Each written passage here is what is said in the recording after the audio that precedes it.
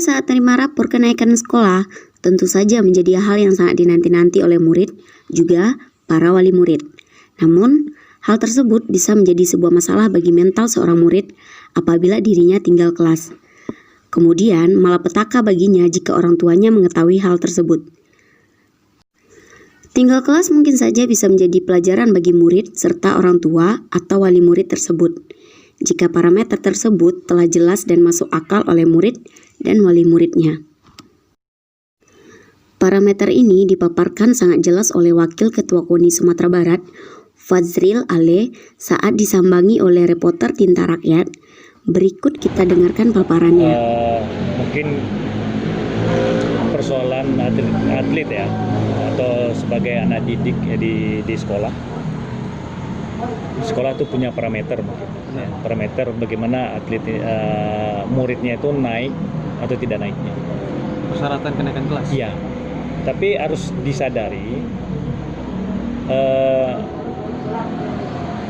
pihak sekolah harus banyak mempertimbangkan hal-hal menyangkut tentang pelajar tersebut yang naik atau tidak naik. Jadi parameter ukurannya itu harus jelas. Pertama, sekarang udah ada parameter pelajar atau anak yang ingin masuk sekolah, ada lewat jalur prestasi, Benar. lewat jalur yang non prestasi, lalu jalur yang orang tuanya tidak mampu misalnya kan, atau perpindahan gitu. Jadi tolak ukurnya itu harus jelas gitu. Ini seorang atlet yang notabene dia prestasi. Seharusnya pihak sekolah perhatikan ini. Perhatikan yang tidak semua parameter tuh bisa terpenuhi oleh pelajar, oleh si pelajar tadi, ya kan? Tidak semua. Oh, dia bagus di matematik, dia tidak bagus di IPA, di IPS, dia tidak bagus di bidang-bidang lain gitu.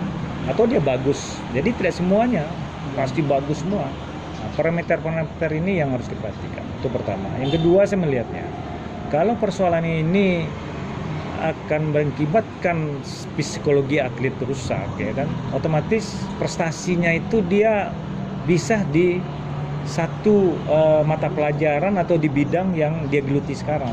Dia seorang atlet, ya. Atletnya bukan atlet yang masih di daerah, dia udah nasional, udah juara nasional, ya kan. Nah, kami dari induk organisasi di Sumatera Barat berharap banget jangan dikorbankan pelajar-pelajar yang punya prestasi di bidang-bidangnya, terutama dia di bidang olahraga seperti ini. Kan ada juga prestasi fisika, prestasi kimia, ya kan, itu harus diperhatikan gitu. Untuk menjadi sukses itu bukan orang hebat matematik, tidak, hebat IPA, tidak.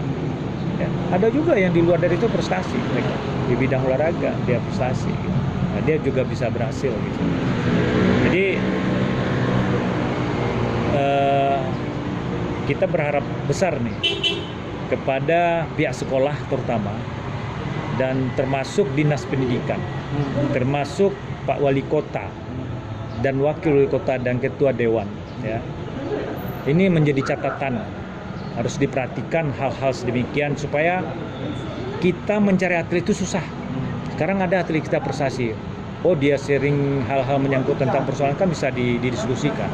Ya, sepanjang si atlet tidak merasa dia atau si pelajar tadi yang telah berprestasi ini dia didorong terus dia supaya berprestasi. Saya kira mungkin itu yang perlu diperhatikan bagi pihak sekolah. Ditambahkan. Ya. Apakah selama atlet murid ini melakukan tugas keluar kota ya? Dalam kata lain meninggalkan pelajaran ya, adakah pemberitahuan dari pihak KONI atau kan pemerintah daerah kepada pihak rumah sekolah gitu Pak? Iya, kalau dari kegiatan-kegiatannya resmi misalnya ada kejuaraan nasional misalnya diikuti oleh 34 provinsi, misalnya kemarin ada di Banten dia kan medali emas dia situ. Pasti ada. Pasti ada. Izin dari Pengprofnya pasti ada. Izin tertulis pasti ada. Pengprofnya pasti menulis itu. Disampaikan. Baik secara lisan maupun secara tertulis. Ya. Kalau nggak sempat secara lisan, ini menjadi perhatian misalnya, diprioritaskan. karena dia membuat nama harum daerah loh. Benar. Daerah Sumatera Barat di bawahnya bukan Kota Padang doang gitu. Benar. Sumatera Barat di bawahnya, karena kedua kejuaraan nasional ya. Nah, ini yang harus diperhatikan gitu, hal seperti ini.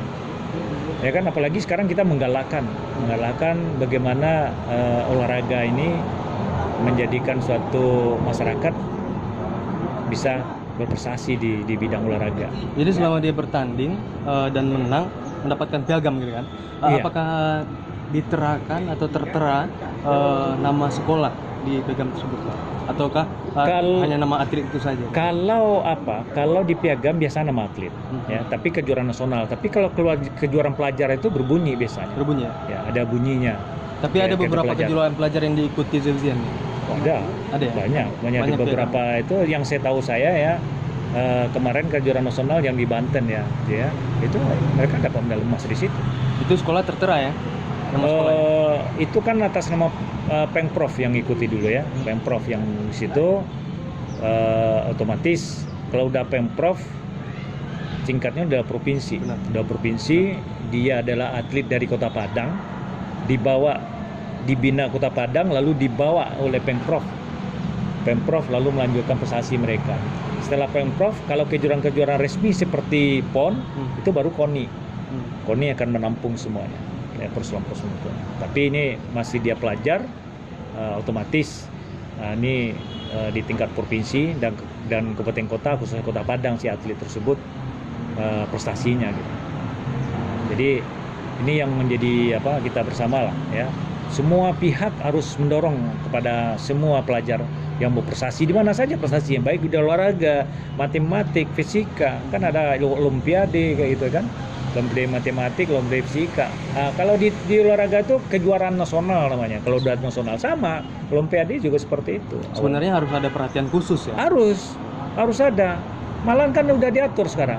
Makanya jalur prestasi itu ada. Ini jalur prestasi, ini jalur non prestasi ya. Ini jalur apa?